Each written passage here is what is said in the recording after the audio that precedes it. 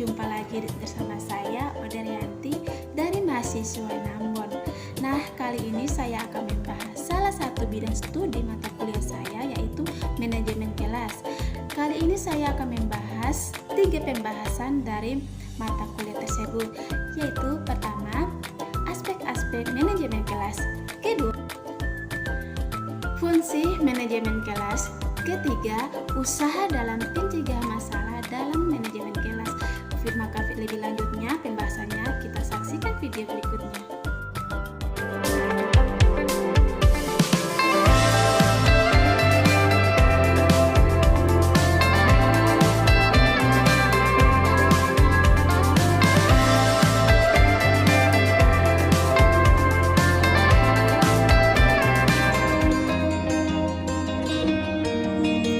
Satu, aspek-aspek manajemen kelas. Adapun kegiatan-kegiatan perlu dilaksanakan dalam manajemen kelas sebagai aspek-aspek manajemen kelas yang tertuang dalam petunjuk pengelolaan kelas adalah sebagai berikut. A. Mengecek kehadiran siswa. Siswa dilihat keberadaannya satu persatu, terutama diarahkan untuk melihat kesiapannya dalam mengikuti proses belajar mengajar, kesiapan secara fisik terutama mental, karena dengan perhatian dari awal akan memberikan dorongan kepada mereka untuk dapat mengikuti kegiatan dalam kelas dengan baik. B. Mengumpul hasil pekerjaan siswa. Memeriksa dan menilai hasil tersebut.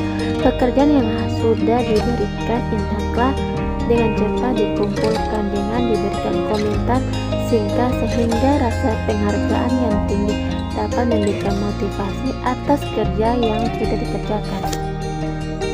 C. Pendistribusian bahan dan alat.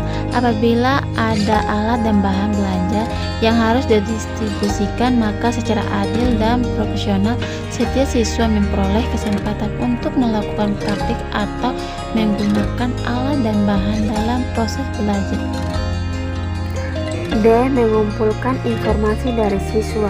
Banyak informasi yang berguna bagi guru dan bagi siswa itu sendiri yang dapat diperoleh dari siswa, baik yang berupa informasi tentang pribadi siswa maupun berkaitan dengan pekerjaan siswa yang harus dan sudah dikerjakan. E. Mencatat data. Data-data siswa baik secara perorangan maupun kelompok yang mengangkut individu maupun pekerjaan yang sangat penting untuk dicatat karena akan mendukung guru dalam memberikan evaluasi akhir terdapat pencapaian hasil pekerjaan siswa. F. Pemeliharaan arsip. Arsip-arsip tentang kegiatan dalam kelas disimpan dan didata dengan rapi dan dipelihara sebagai tanggung jawab bersama sehingga dapat memberikan informasi baik guru maupun siswa. G. Menyampaikan materi pembelajaran. Tugas utama guru adalah memberikan informasi tentang bahan belajar yang harus dilakukan siswa dengan teratur dan dapat menggunakan sebagai media dan informasi yang ada dalam kelas. H. Memberikan tugas atau PR. Penugasan adalah proses memberikan tanggung jawab kepada siswa untuk melakukan kegiatan secara mandiri dan dapat mengevaluasi kemampuan secara sendiri. Selanjutnya masuk di pembahasan kedua, yaitu fungsi manajemen kelas di SD.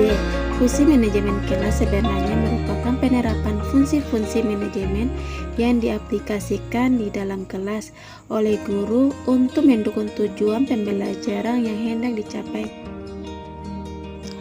A. Perencanaan. Perencanaan adalah titik tolak bagi manajer kelas.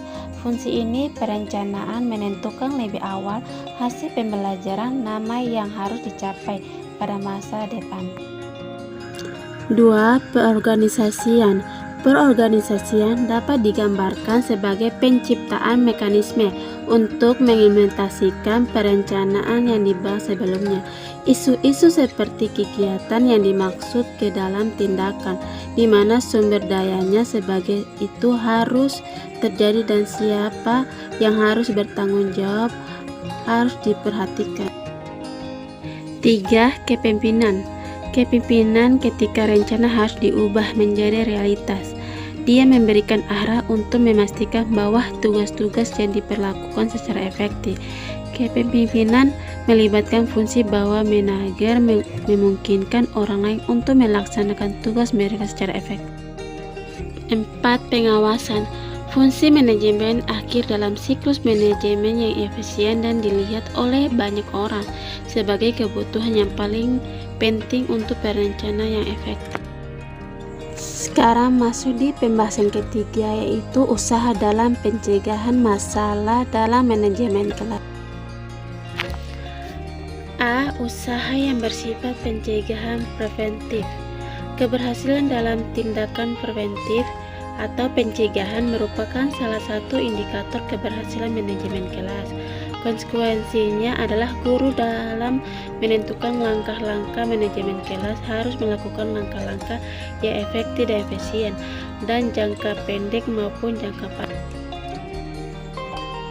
B. Usaha yang bersifat penyembuhan atau kualitatif. Dalam kegiatan manajemen kelas, pelanggaran yang sudah terlanjur dilakukan peserta didik atau sejumlah peserta didik perlu ditanggulangi dengan tindakan penyembuhan baik secara individual maupun secara kelompok. C. Usaha yang bersifat mengajak atau persuasif. Persuasif adalah seni dalam meyakinkan seseorang untuk melakukan sesuatu, dan banyak kita dan taktik untuk menguasainya. Tetapi hal itu bukan hanya mempengaruhi dalam jangka pendek. Cara meningkatkan motivasi belajar hanya siswa yang justru untuk mencapai angka atau nilai yang baik. Itu saja pembahasan dari saya. Mudah-mudahan yang sudah nonton bisa bermanfaat untuk kalian. Kurang dan lebihnya saya mohon maaf. Wassalamualaikum warahmatullahi wabarakatuh.